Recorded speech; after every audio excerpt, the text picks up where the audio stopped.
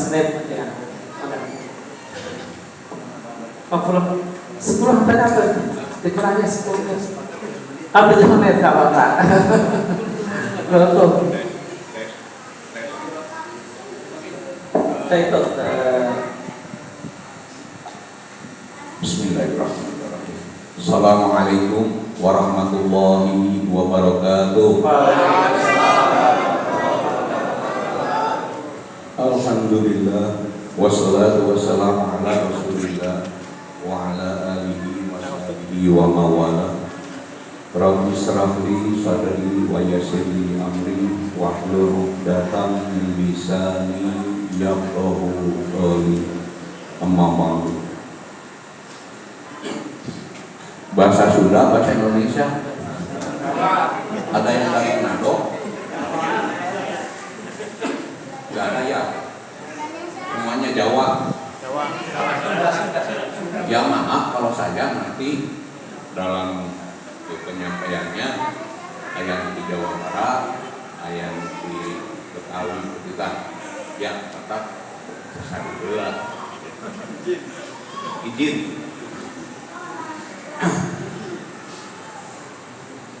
Ke pengertian kusin kuring Jawa Barat, kusin kuring. Antara Bapak Dr. Haji Nur Bilal ansok diributkeun bae tiap awal Ramadan jeung engke itu salah Wan Bilal simjon kasepuhan Pak Ketua Dewan Kemakmuran Masjid Al-Falah Bapak Haji Ikang Syekh Ihsan SHD mana? Oh iya itu sip. Nukusin kuring dihormat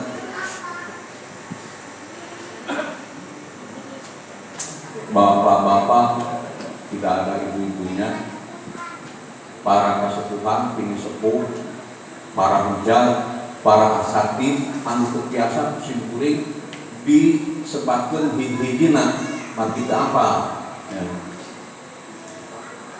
Anu dimuliakeun ku Allah Subhanahu wa taala. Anu terakhir pasti oge sang moderator Bapak Calon Haji Alhaj Pipin Arifin Ustadz, makasih. Hadirin yang berbahagia, kenapa disebut berbahagia? Karena alhamdulillah pada kesempatan yang berbahagia ini kita berbahagia karena sebentar lagi berbuka. Ya. Maaf nih, maaf terus. Ada yang mualaf berarti tidak ada, semuanya muslim ya. Sehingga yang mualaf karena pasti itu gitu. Berarti semuanya muslim. Kenapa saya bertanya begitu? Karena yang akan disampaikan pada kesempatan ini yang telah diberikan oleh panitia adalah hidup bersama Al-Quran. Konotasinya bukan hidup bersama Al-Quran terus Al-Quran aja tidur kamar ya, bukan begitu. Hidup bersama Al-Quran. Terus ada lagi yang beli Al-Quran sampai ratusan ribu dan jutaan ribu, pas dibaca lebar, dari untungnya disimpan di mana? Di pet di lemari tuh. Bagian di mana sih? Di Mekah. Harga sakil ujung ongkos videona oleh kan itu 58 juta. Oh, ya. Apakah begitu?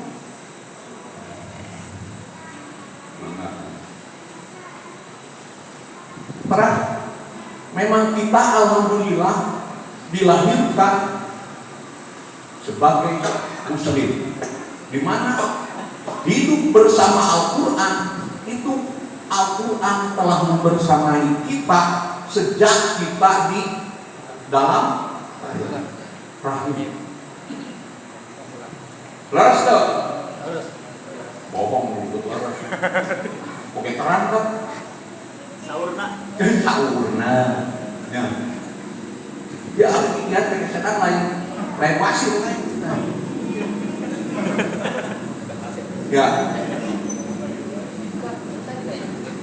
Oleh orang tua kita sudah didekatkan kita agar nanti besar kita bersama Al-Quran. Artinya hidup kita itu tidak terpeleset ke dalam jurang kehinaan baik di dunia maupun di akhirat.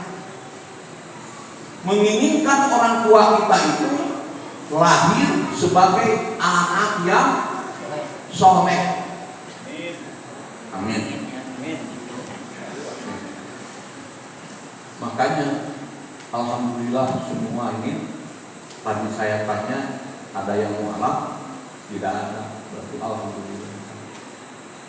Saurna benar, tenang, dengan saurna abdi oke tapi ukur. Ya. Bahkan abdi merasakan Pak, merasakan waktu istri saya itu mengandung, ya sekitar umur 8 bulan itu ribet tuh Pak Ibu, baru dijawab tuh sila tuh cuma gitu. Pas gitu dibacakan Al-Quran, diam, dibacakan Al-Quran,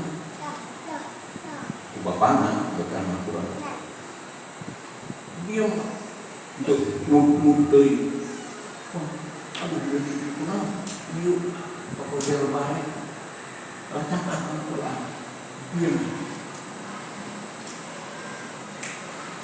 dengan ya, alhamdulillah itu salah satu pelajaran dari sejak bukan dari sejak dini sebenarnya, dari sejak lahir. Begitu keluar porojol keluar diadakan untuk apa? Bukan untuk sholat, tapi memberi pelajaran pada anak itu. Begitu dia berada ke alam dunia yang terdengar di awal itu adalah bukan suara musik, bukan suara guru atau apa, tapi suara ayat. Allahu Akbar, Allahu Akbar. Ya. Maaf.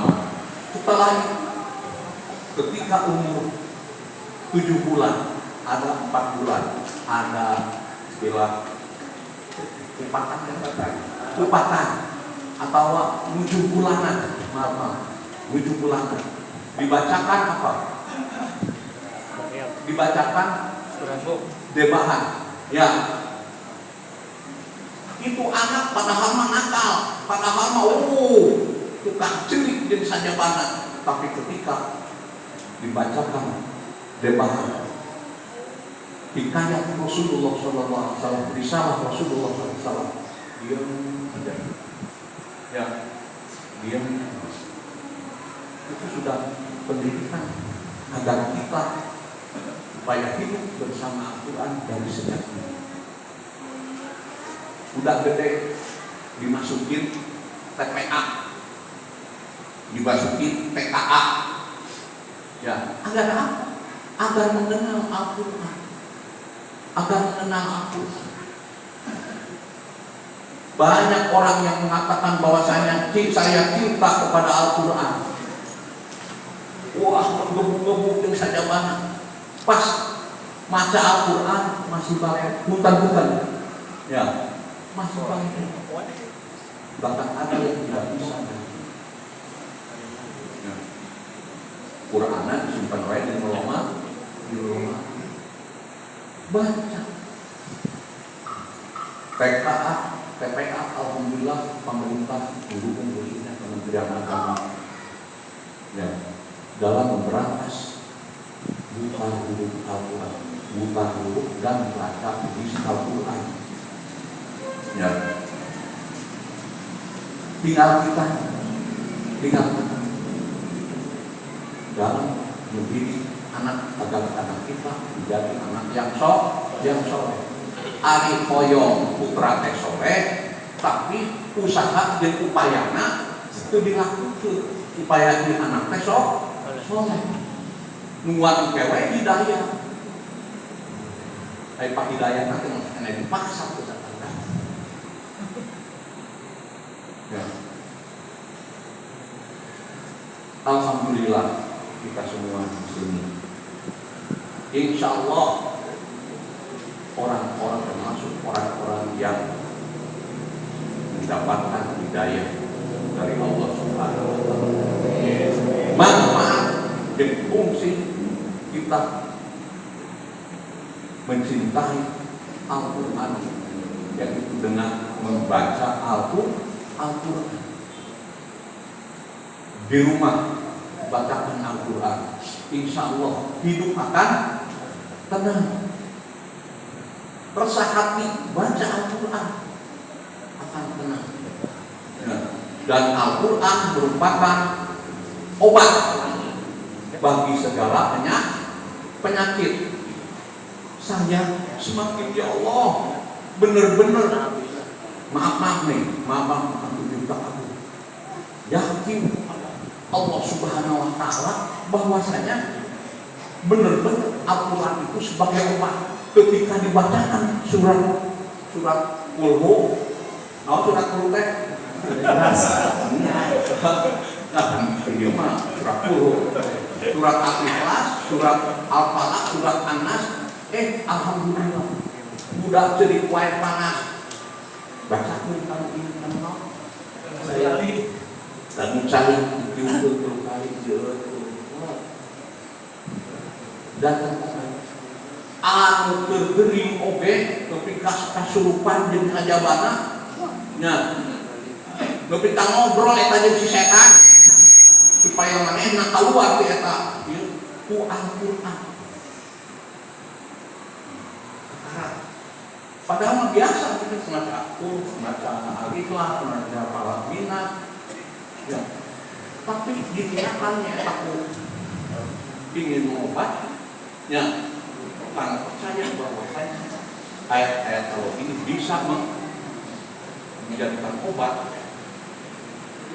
Alhamdulillah. Di hati baca dulu. Berpusat itu coba ente baca dulu. Amor wae gegara apa. Tapi aku dulu beda.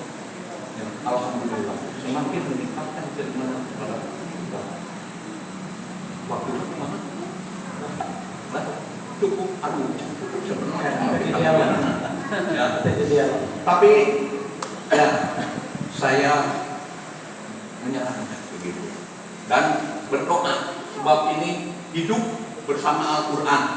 Amin. Jangan waktu hidup saja, tapi mati pun kita bersama Al-Quran. Di dalam kubur kita bersama, nanti di yaumil hisab kita bersama. Amin ya Allah, karena Al-Quran sebagai syafaat. Kalau kita sering membacanya, ya kalau jarang membacanya jadi syafaat. Ya, jadi hidup bersama Al-Quran dalam kehidupan sehari-hari, semoga menuntun kita, mengirim kita kepada kehidupan akhirat yang baik, seperti doanya Rabbana atina fid dunya hasanah wa fil akhirati hasanah wa qina adzabannar. Panginten sakitu dina aja supaya nantinya bisa bertanya ya Allah kita dia waktu sakit ada atur nuhun karena segala penghapusanana apunten boh beda perkataan wa billahi taufiq wal hidayah. Wassalamualaikum warahmatullahi wabarakatuh. Waalaikumsalam. Terima kasih Pak Mujassem. Apakah beliau masih bermaksud terus bicara? Ditahan dulu. Nanti akan lebih enak ketika pertanyaan yang intinya beliau sampaikan bahwa memang bahwa kita dengan Quran itu sudah sejak dilahir, sejak awal kita mau berhubungan pun sudah membaca ayat Quran, dan tentunya ini harus menjadi bagian dari hidup kita. Minimalnya sisakan waktu kita untuk membaca Quran, yang membaca terjemahnya supaya apa yang kita baca itu paham, dan tentunya lebih utama untuk mengamalkannya. Hadirin rahimakumullah, berikutnya adalah pembicara kedua. Tentunya sudah siap beliau untuk menyampaikan paparannya. Silakan 10 menit dibatasi supaya nanti banyak waktu untuk bareng jauh. Iya, kami sudah sepakat 7 menit, jadi kultum saja. 7 menit selesai. Assalamualaikum warahmatullahi wabarakatuh. Para asatid, para ulama, para alim, para kesepuhan, dan Dewan Pengurus Al-Falah yang saya hormati, tamu undangan yang telah hadir, yang saya hormati pembicara. Ini saya diapit oleh mantan ketua DKM.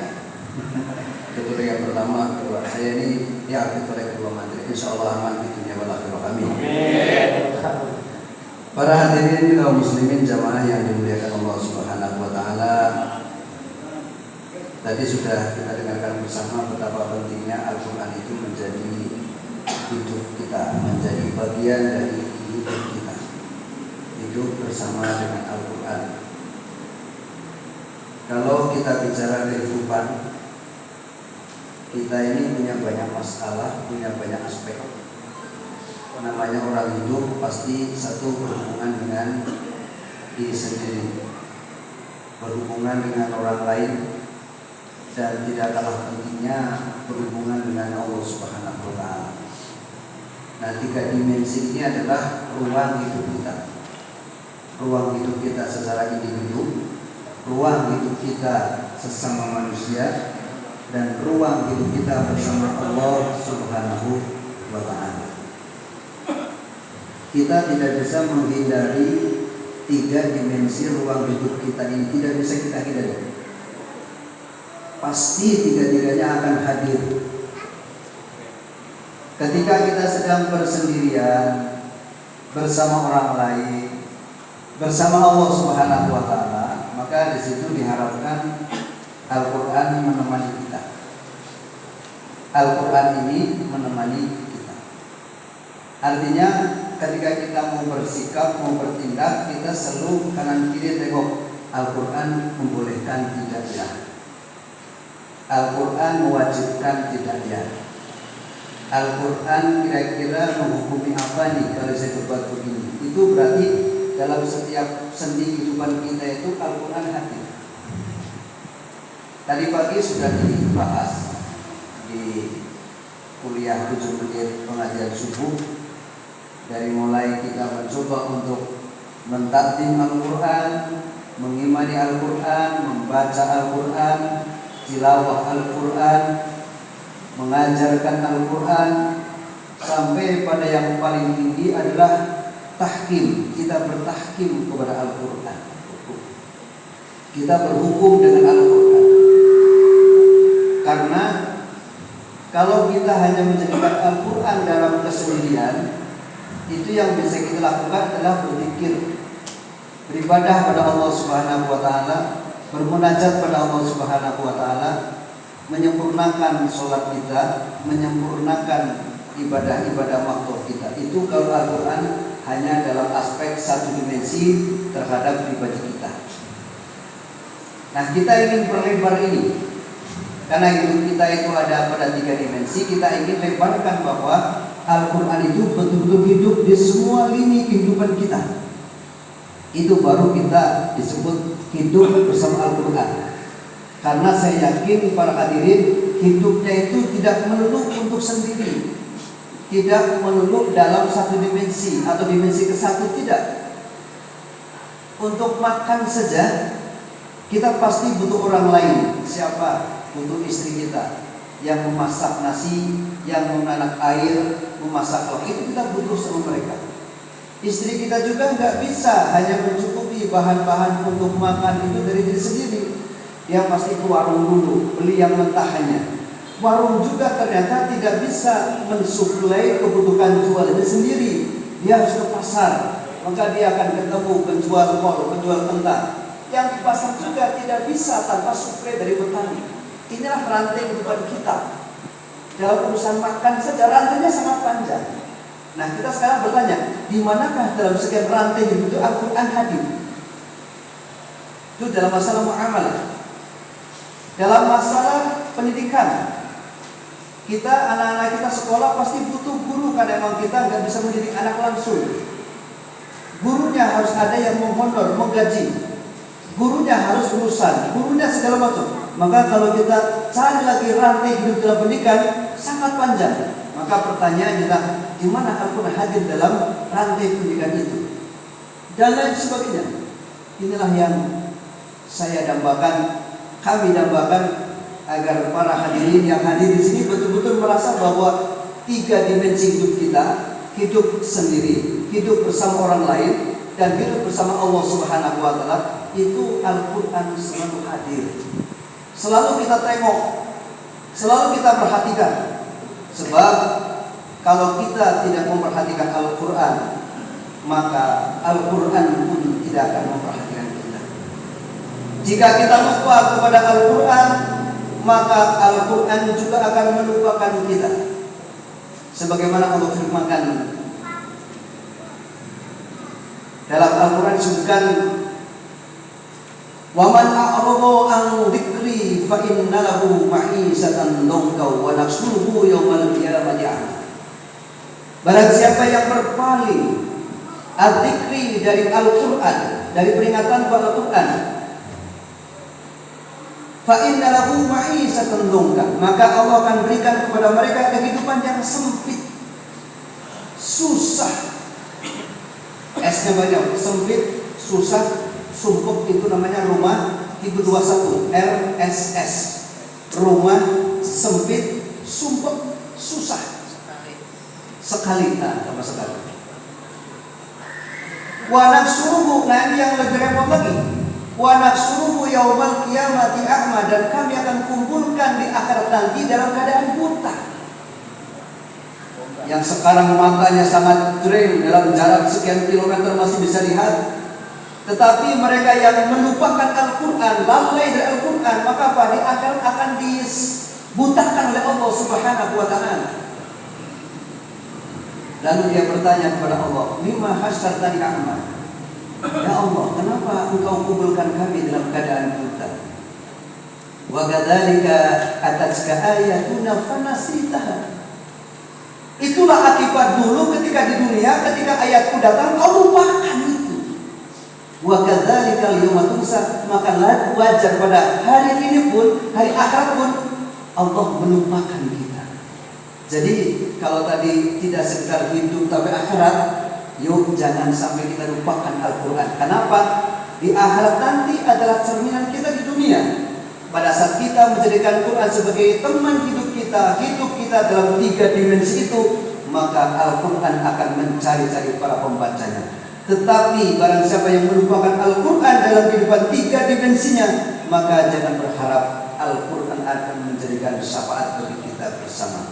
Para hadirin yang dirahmati Allah Subhanahu wa Ta'ala, tidak panjang-panjang materinya, karena sebenarnya adalah yang penting itu berkumpulnya. Karena umat Islam itu perlu berkumpul seperti ini.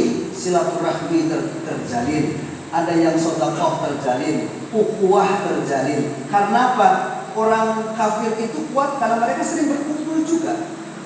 Bikin agenda, apa agendanya? Bagaimana agenda menghancurkan kaum muslimin? Itu kumpulnya mereka.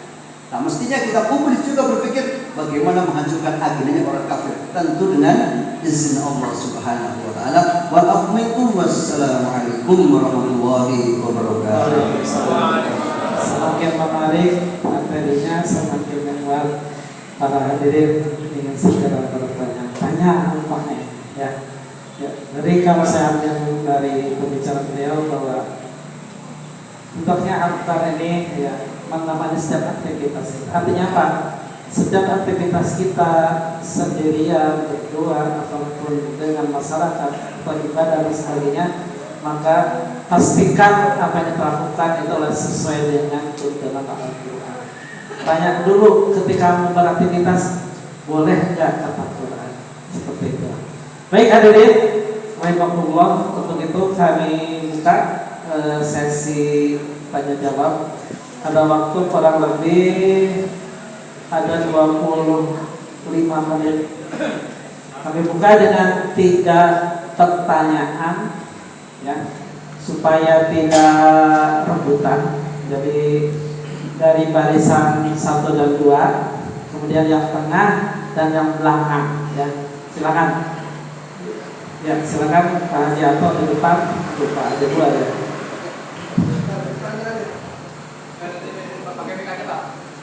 Oh, ya, oke. Nanti diantar, nanti dipanggil, nanti duduk aja dulu.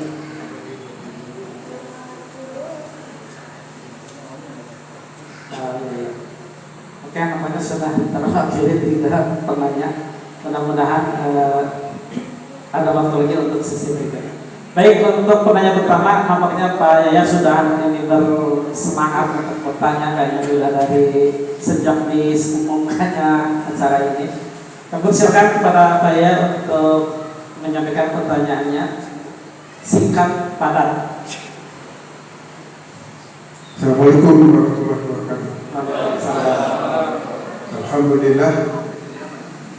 Asyhadu an la ilaha illallah wa asyhadu anna Muhammadar Rasulullah. Allahumma shalli ala sayyidina Muhammad wa ala alihi wa sahbihi amma ba'd. A'udzu billahi minasyaitonir rajim. Bismillahirrahmanirrahim. Wa man a'rada an dzikri fa innahu ma'isatan dhankan al-ayat. Dan barang siapa yang berpaling dari peringatanku, yaitu Al-Quran, tadi disampaikan Pak Ustaz, maka sebenarnya baginya kehidupan yang sempit.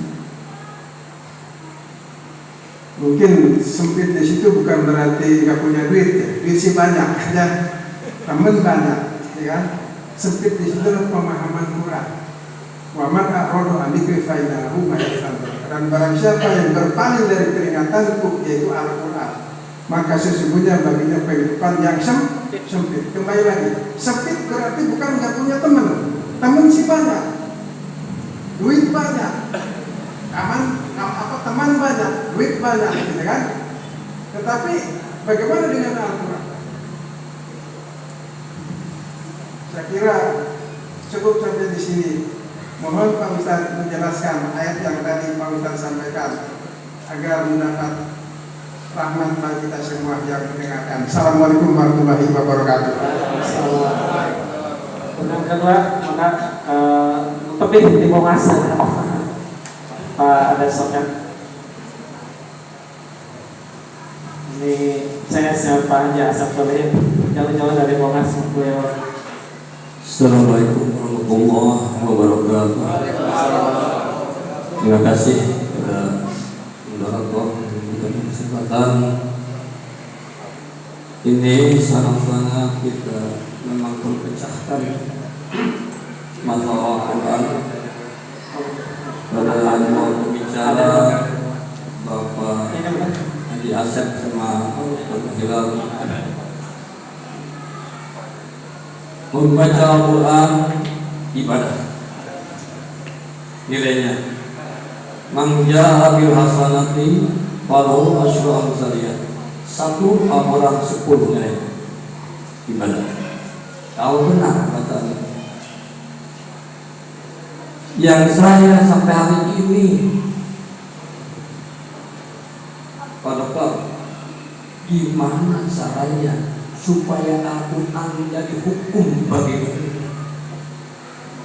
Tahkim tadi kan ada tahsin tilawah Quran, LPTI lembaga pengembangan tilawah Quran, cuma tilawah Quran dari tingkat desa yang dulu sekarang tingkat kabupaten sampai internasional, berikan hadiah puluhan juta, haji dapat itu tilawah Quran.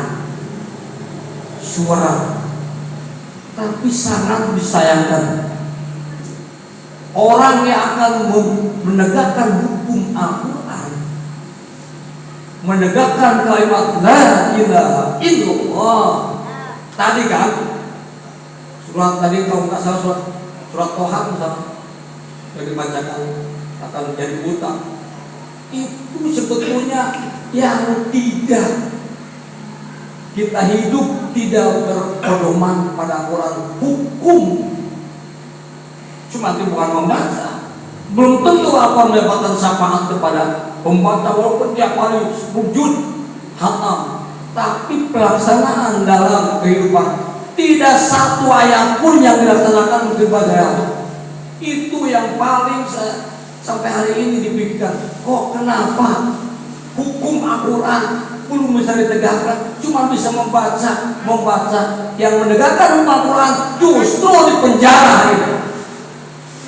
Takbir. Betul. Itu katanya mudah sepakat apakah cuma membaca? Tidak cuma membaca. Terima kasih Pak Ade. Membaca. Silakan. Gimana Quran menjadi taktik ya? Setelah ini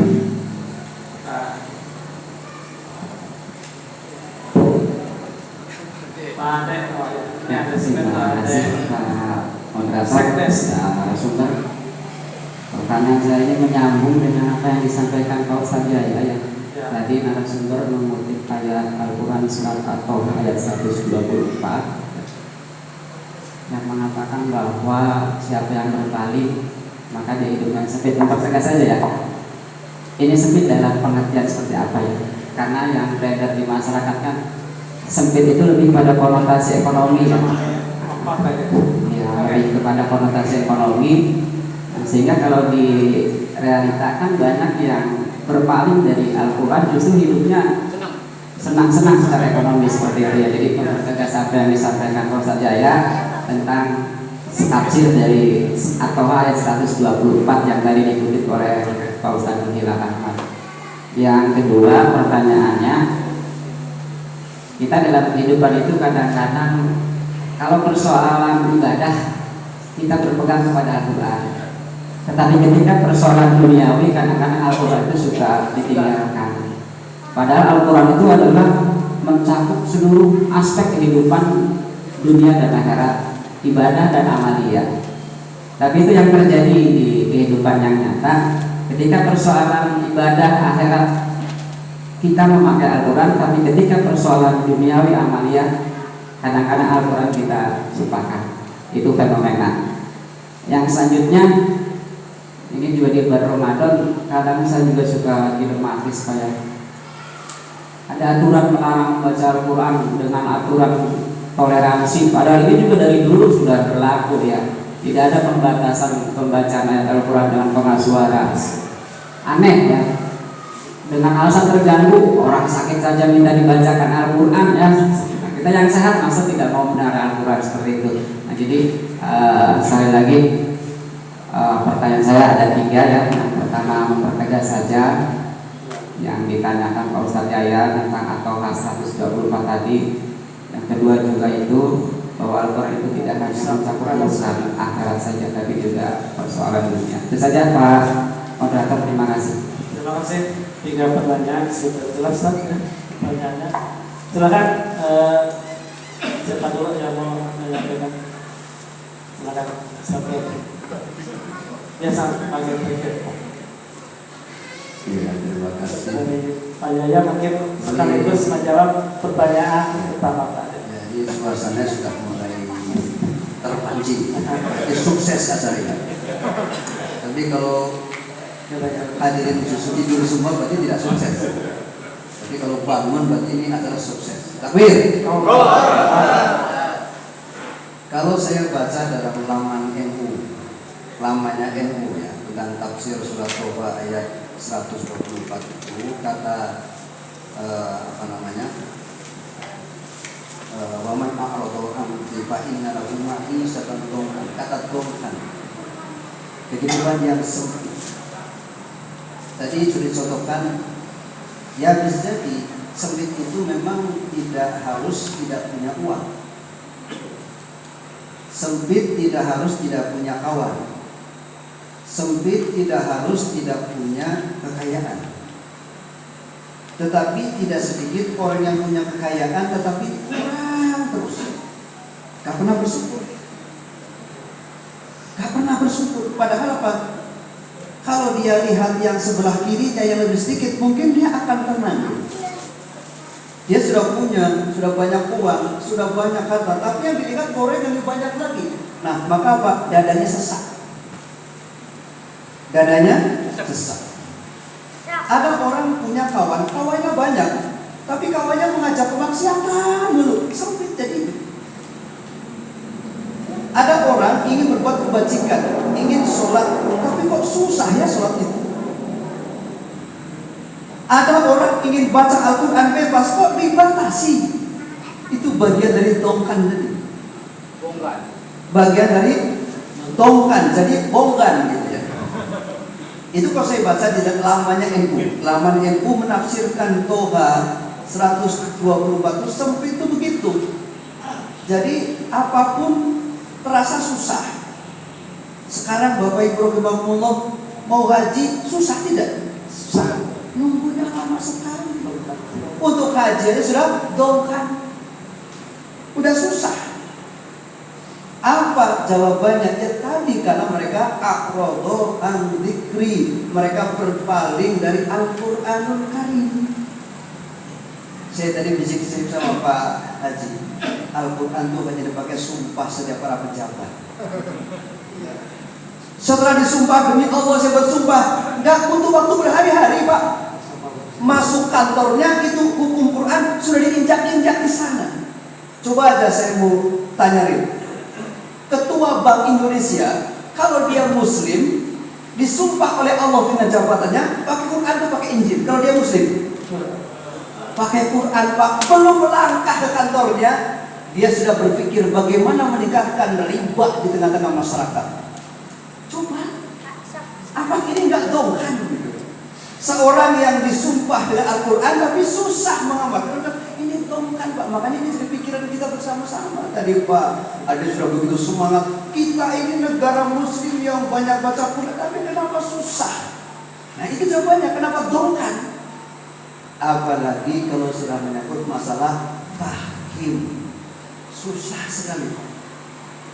Saya ambil contoh misalnya, Pak Haji Asep pasti sangat yakin dengan ayat wasariku wasariku faktohu, pasti sangat yakin dengan ayat itu. Ketika Allah Subhanahu wa Ta'ala menurunkan hukum potong tangan, pasti kita sepakat itu firman Allah dan pasti benar. Yakin saya. Na'udzubillah min dzalik. Tiba-tiba anak kita mencuri misalnya. Mencurinya tidak lagi hanya 100.000, melebihi batas seperempat dinar yang boleh dipotong, harus dipotong. Lalu Pak Haji Asep ngasah bedok yang biasanya bedok dipakai untuk kurban, ini dipakai motong tangan anaknya. Ibunya teriak-teriak, Pak jangan, nanti tangkap polisi. Betul peserta. Kenapa? Mau memotong tangan anaknya ya? Ditangkap polisi. Padahal motifnya apa? Ingin mengamalkan Al-Quran untuk memotong tangan pencuri. Kenapa susah? Ya karena tadi Al-Quran kita tidak menjadi hukum positif negeri ini. Itu jawabannya. Seandainya Al-Quran menjadi hukum positif negara ini, maka semuanya pakai Al-Quran. Pezina dirajam, pencuri potong tangannya, pembunuh dibunuh lagi, dikisos. Yang paling bingung nih Pak Haji Asep, termasuk Pak Ades sudah. Ini mau nikahin tapi perempuan sudah hamil dulu, gimana nih? Karena Pak, kalau Al-Quran zina itu dirajam dulu. Setelah dirajam gak mati baru dinikahkan.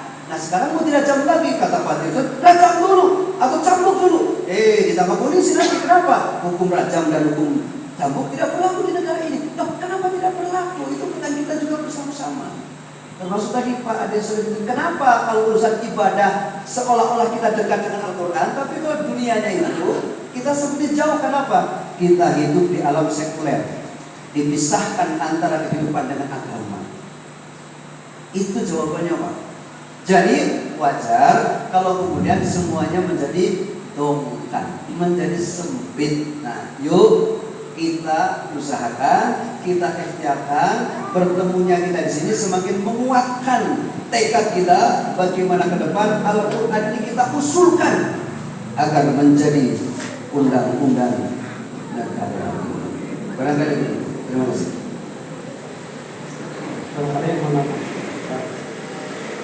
Saya menambahkan sedikit karena waktunya juga sedikit habis.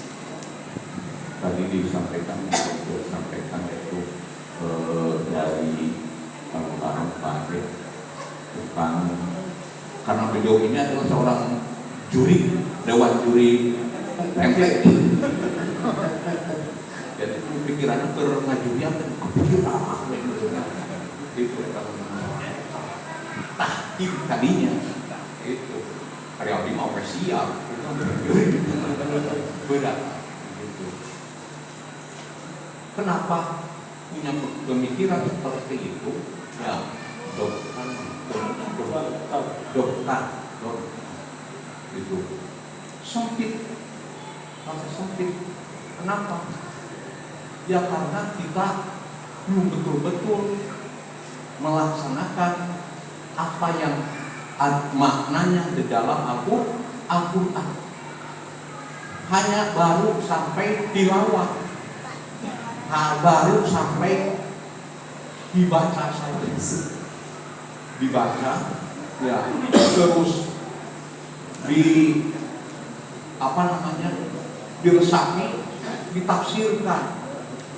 Nah, karena kita dilahirkan di negara yang bukan negara Islam, tapi negara kita sudah disebutkan negara Indonesia, ya, yang bukan hukumnya itu bukan hukum Islam, tapi negara Pancasila yang bermacam-macam suku dan agama di dalamnya. Nah, kalau kita misalnya belum melaksanakan sepenuhnya Al-Quran, itu akan merasa sempit juga hirupnya. Kita udah biasa-biasa aja. Yang penting mah nyata urang ngalaksanakeun diri urang jeung keluarga urang. Ku anfusakum wa ahlikum naro, karena negara juga menjamin kehidupan beragamanya masing-masing. Maaf. Ya. Begitu. Model tadi disampaikan, ini sempit, disebut sempit, ternyata pernah saya merasakan hidup ini tuh rasanya tuh separuh rumah. Ya, bebaturan lupa, tapi begitu campur dengan bebaturan hanya cicing dan terus rasanya punya salah, ingat kepada mati dan sebagainya. Dokter di dokter mah naon?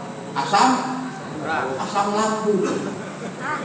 Ya, pun asam lambung itu tak sipak-sipak teh. Tapi tak ingat kamu mah tapi ternyata obatnya apa? Tilawah, baca Al-Quran. Buka kunaon eta mah ajaib. Ya, maka Al-Quran alhamdulillah. Sabari ikhtiar. Ya, upaya kita juga gitu.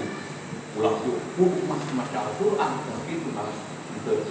Yang di kampung tapi kurangnya makan pedas, makan lada, makan sebelah. Ya. Nah, jadi kita nanti supaya bisa di tengah-tengah gimana? Wasako supaya bisa di tengah-tengah. Ya. Insya Allah akan ditenang karena dengan Al-Quran hidup kita akan indah, akan tenang. Ya. Maaf, bapak-bapak ibu kalau sudah bersama saya. Ya. Itu. Dan insya Allah mulai dari tahun kemarin kalau nggak salah itu di LPTEK juga ada yang dilombakan itu pemahaman Al-Quran, tafsir Al-Quran. Dan sekarang itu di Majalengka khususnya itu sedang mencari ini taktik-taktik hadis, karena di provinsi mau diadakan lomba taktik hadis. Nah, insya Allah itu akan memberikan orientasi dan biro pada kita semua. Barangkali itu saja. Terima kasih. Iya, terima kasih.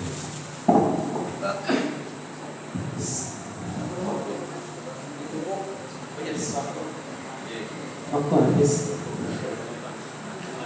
Hadirin yang berbahagia, yang Allah Subhanahu wa taala, demikian jawaban dari beberapa pertanyaan. Mudah-mudahan tidak puas. Untuk memuaskan pertanyaan ini, kami tunggu setiap malam Ahad.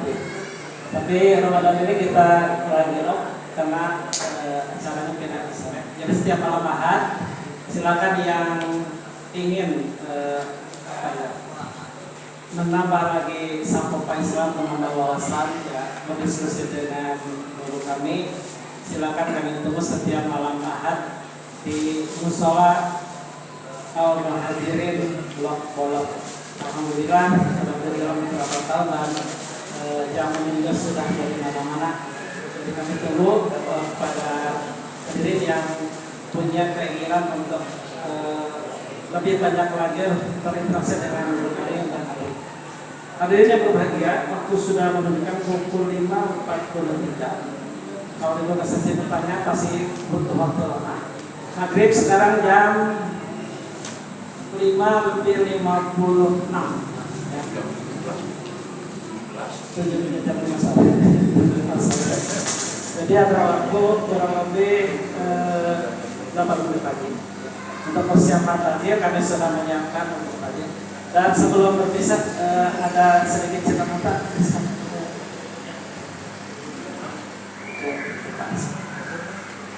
Mohon tim di dokumen kenang-kenangan tanggal lebaran salut buat saya dan istri.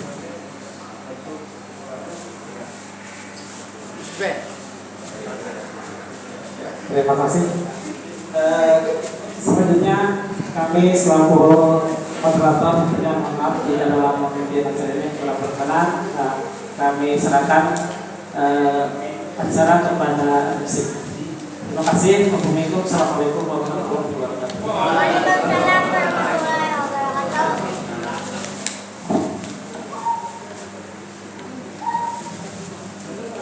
Alhamdulillah, acara demi acara telah kita ikuti. Alhamdulillah pada para guru, syukur jazakallah atas dialog interaktif yang langsung. Mudah-mudahan kita mengambil manfaat serta mengambil ilmu yang telah dipaparkan. Alhamdulillah, acara demi acara kita lalui. Kita pada pengunjung yang telah disiapkan oleh panitia, yaitu terkait dengan iftar jamaah, yaitu buka bersama. Ada bingkisan-bingkisan yang bisa dibawa atau mungkin di sini bareng. Yang ada waktu maghrib masih ada waktu. Mungkin ada yang punya kepentingan atau mungkin apa. Baik, kekurangan atau kelebihannya kami mohon maaf. Syukron jazakallah khairan kepada semua undangan yang telah hadir, baik yang dekat maupun yang jauh, dari Walahar, juga dari Sepat, juga dari Momas atau dari Panjang.